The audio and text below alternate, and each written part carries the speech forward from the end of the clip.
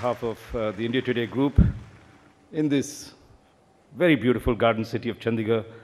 It is a great pleasure to welcome you to the first State of the State report and conclave on Punjab being organized by India Today magazine. We have attempted State of the State reports starting from Jharkhand. We did Gujarat, Uttar Pradesh, Rajasthan, Karnataka, Odisha, Madhya Pradesh, Chhattisgarh, and Bihar. And so overall, Punjab is our 10th State of the State report across the country.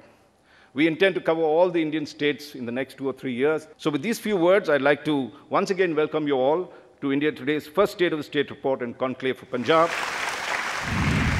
Since you've been finance minister before and at that time dealt with the central government, this time as finance minister, has there been a change in the attitude that you've seen of the Modi government? Has it been helpful, or you're still coming across a lot of boulders? Governments are governed by the constitution and, whatever funds need to be, by the terms and conditions of the finance commission and so on and so forth. So whatever formulas are set for, but they are civil to us. They are civil to us. Unfortunately, I have been the finance minister of Punjab. The previous time also there was an opposition government at the center, and even this time.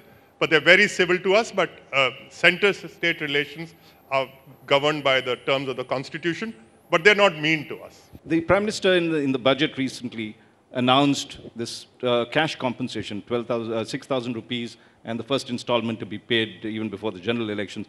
What is your opinion about this? Would it make a difference to the farmers? Is it really bringing relief or not? Mr. Modi had been very lucky. The government has been very lucky that international prices of oil had crashed in the last 5 years. So there were windfall profits which came the way of this government. If they had in this 4 or 5 lakh crore which they had collected over a period of time, if that could have been used as debt waiver for the farmers of India, and also some kind of interest subvention for the MSME for India, I think India would have rejuvenated. You were mentioning about developing dairy farming in Punjab as one of the diversification drives. How much of this business of cow slaughter and began to impact the dairy business? Has that in any way hurt the finances because they're now not able to resell the cows or gain from those that are not productive anymore? Punjab has actually been one of the leading dairy states, and per capita milk output is almost 1 liter a day. So Punjab was doing very well, and as a state we had decided that we will be promoting cow, because the yields in cow are significantly higher, and also, as I said, as a breeding state for India. So, but what this Gau Rakshak and that whole whatever has taken place, that we are unable to transport our dairy cattle to different parts of India, and I think the yearly losses to Punjab, I wouldn't be able to quantify, but I would perceive something between 2,000 to 3,000 crores. And as a state, then we had to shift our policy from breeding cows, and we've shifted back to buffalo again, because nobody will let you, develop cows in India. Let's give them a very, very warm round of applause. Thank you, ladies and gentlemen. Over the years, we have noticed all the major brands have started moving out from Ludhiana. Like 40% of the Nahar's denim production is going to Madhya Pradesh. Vardhaman and other brands are also looking for the expansion beyond Punjab. What could be the reason? I think 3 things have happened. One is, for any individual enterprise, once it grows beyond a certain size, it needs to diversify. It also needs to diversify geographically, and this is a universal truth. And the companies we're talking about are large businesses. So the second thing which happened was the availability of significant tax incentive in states around Punjab. And Punjab did protest loudly, by the way, for many years during that period. But different governments saw fit to continue the incentives where they were and not offered it to Punjab, while Punjab made a case about being disadvantaged due to long period of violence and then being on the border with Pakistan, which is a stressed border for many, many decades now. And the third thing, as I said, is the availability of requisite skills in terms of availability of labor. Most of our labor, the unskilled one, in any case comes from Eastern UP and Bihar. The challenge is on the top end. Social structure in the state actually needs to dramatically improve. The education standard and the access to education needs to improve significantly. And this new policy of introducing vocational skills in class 8th, 9th in school needs to be actually implemented, and this state would benefit the most, literally more than any other state in the country. After the implementation of GST over this 1 year, now the voices of contention, voices of challenges have started coming up, and now states have started complaining the overall structure of GST. Do you really think that GST has not done justice to certain states? So there are producing states and there are consuming states. Yeah. So both of them actually have a different impact due to GST. But I think the best thing GST will do for Punjab is allow us to bring most or hopefully all of our businesses into the mainstream, into officially recorded businesses. That's been one of the challenges as well. A lot of the business, especially small business, was running without being recorded, without being invoiced. So the revenue of that was not coming to the state. In any case, the individuals had business going, which limits the growth. And that's the problem. When you don't do business which is above board, which is doing proper invoicing, you're limiting your own growth. Yeah. So I think in that sense, the temporary transition of GST has hurt people, by the way. The transition has been very painful, and it came right on the back of a massive, painful transition due to demonetization. So these two together have been a double whammy, but I think this is a short-term pain for a long-term gain.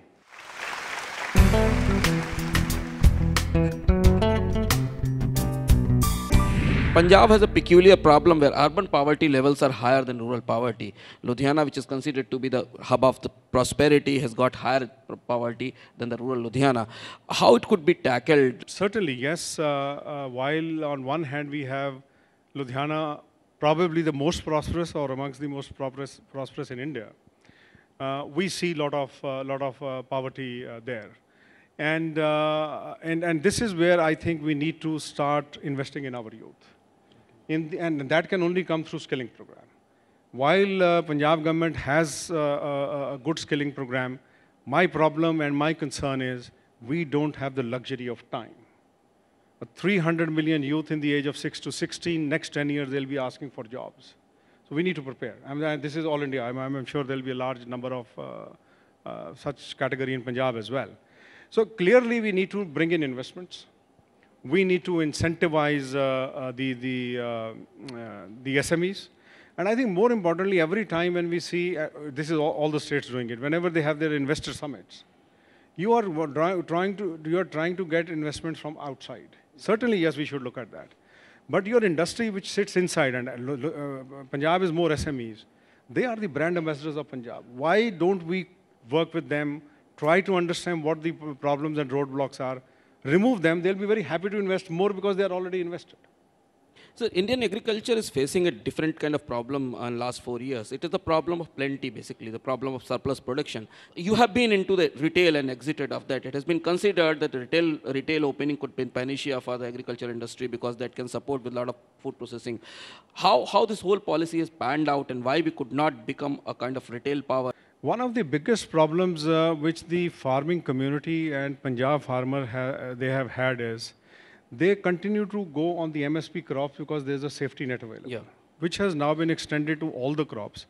But given that the demand and all, the farmer continues to do staples, wheat, rice, and cotton. This is where I think private sector needs to be incentivized because private sector will move the changing pattern, the cropping pattern. On the retail side, the biggest catalyst for putting up the cold chain and supply chain, which is extremely important to have at least movement of perishables, is investment in multi-brand retail. The front-end retail refrigerated shelves need to be ready to receive the entire cold chain, fruits and vegetables, fishery, milk and meat, etc., onto the refrigerated cabinet. Unfortunately, the government in their own wisdom have not pushed that in spite of 51% FDI in multi-brand retail. We believe post the 2019 elections after May, this is something which the government will look at.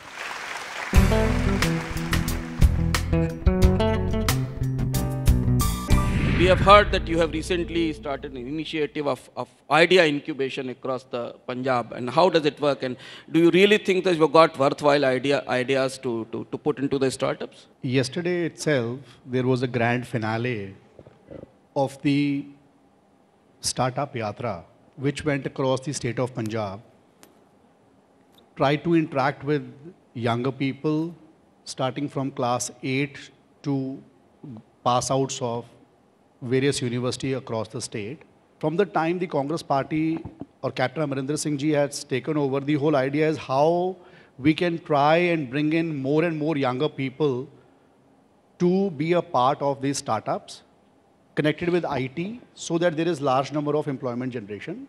Is your e-governance reform actually talks about and focuses to the size of governance first and reducing the size of governance in Punjab? When you talk of governance for a state government, there can be two orientations.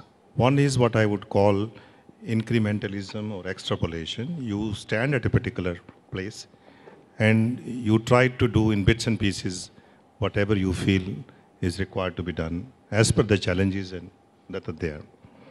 The second and more important in my view is the innovation orientation. These two are important. And e-governance and some of these things, which has become some kind of, popular terminologies, they have to be therefore contextualized. So there can be no government which is not taking e-governance initiatives. Thank you, Mr. Garg. Thank you, Mr. Singla, for the nice discussion on startup.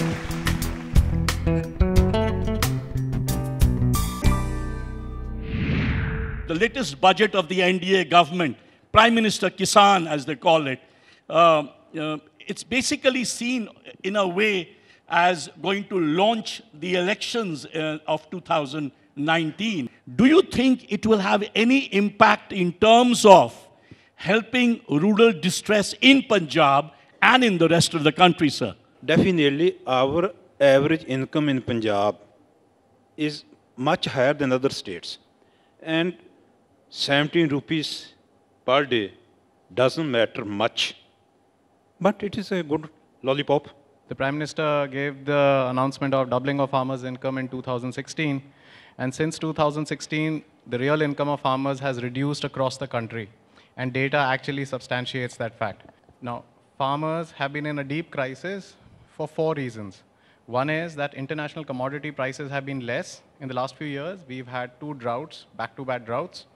And then we've had 2 human-induced policy debacles, which is demonetization, and you have a badly implemented GST. All this has impacted rural demand. It has impacted demand for more fruits and vegetables and the ability of people to pay more. It has also led to a job loss, and men are migrating back to villages, taking the jobs of the females working in the villages, and it's also led to defeminization of agriculture to some extent. Thank you. Let's give a big hand to the speakers, please.